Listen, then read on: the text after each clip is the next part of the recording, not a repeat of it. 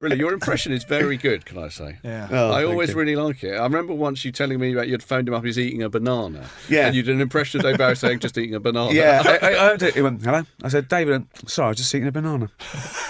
But people think of him sitting around with like his glitter suit on and his hair, and he's a bloke. Yeah. He's a bloke. Of course, he eats a banana. Yeah, but even saying, I'm just eating a banana sounds... We went to his place in New York. It was just, as you'd imagine, it just looked like something out of a 60s movie about modern life, right? And there was this big statue, like a big pewter statue, and it was sort of like weird, like a Picasso. But I said, oh, that's amazing. Yeah. The artist there is trying to do what Picasso did in 2D for 3D in 3D. It's interesting. And he went, anyway, my daughter likes to hit that with a hammer. Yeah, it was amazing. We should have a Bowie tune. Let's have a Bowie tune. Do you like the later stuff, like Heathen? I like Heathen. Look, basically, I think everything from Space Oddity. Where are we now? Let's do that. Where are we now? Yeah. That's amazing. That makes me cry. it's great. Also, because I sort of heard it more after than before, in a way. Yeah, but that's what I was going to say, was that actually everything, in my opinion, from Space Oddity, the album, to I would say Let's Dance is a masterpiece. Or for sure. Everything, right, which is the biggest purple patch, I would say, in rock music. And then for a long time I thought, oh, no, he's lost it now. Right, he's not what he was. And I used to buy the albums religiously and then get disappointed. And then very, very slowly I started to think that, hang on a minute, he's sort of came back. I don't know that he ever quite got back to that level, but Where Are We Now is a good example. It's beautiful. There's a song called Days on Heathen, which is quite... You're listening to a song called it. Cactus. Yeah. On Heathen. But I find that I'm listening... When I first started listening to those songs from the later albums, I'd be listening thinking, wait a minute, there he is. David Bowie. That's him. That's not the bloke who seemed to be on Tin Machine. I don't know where he's gone. There he is. But why I love, Where Are We Now is he does sound old and frail. Yeah. And it's so sweet and honest. Even the fact that he let that artist do the video with his no makeup and distorted and just a bloke in a room. This is David Bowie. Where Are We Now? That was Where Are We Now? David Bowie. I'm joined by David Baddiel and the mighty Noel Gallagher off that Oasis and other shit. Do you get biggest band in Britain? I mean, I went to see you at Nebworth. And I don't go to those sort of things. I was already too old, and it was fucking amazing. Yeah. And what was amazing about it was, I loved Oasis. I loved everything you did. I really do.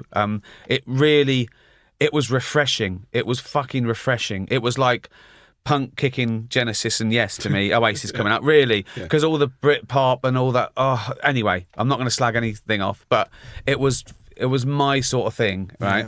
Yeah, but the amazing thing was that it seemed to me that everyone liked Oasis. It reached a critical mass. Am I remembering that wrong? Yeah, because you were like an indie band. You came out and you're an indie band. Oh, they're pretty good. Oh, they're better than that. And I remember you saying in an interview once, you really start making money when you get the squares. Yeah, and. Everyone from fucking bankers to football hooligans to musicians. About that time, wasn't it? About Britpop, for want of a better word. Well, I've been when the documentary came out last year, the Supersonic documentary, I did a round of press for it. Brilliant, by the way. And you started kind of talking about the 90s, and it's only really now people are remembering that decade, how brilliant it was. It was brilliant. Where there was like and I was too old. An endless kind of. Each sitcom that came out was better than the last one.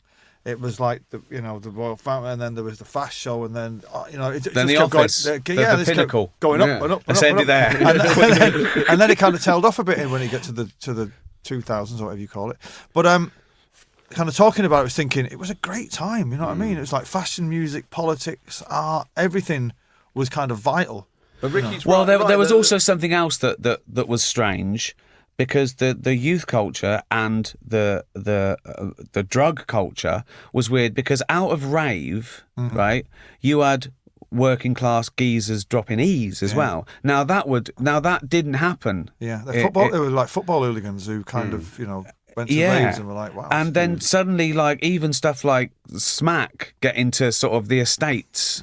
you know. I'm sure that had happened before. No, didn't but it? what I mean is, it was almost like it seemed like it was drugs were now a working class movement. They weren't just college hippies and stuff. There was no experimenting with drugs. Everyone was getting stuck in.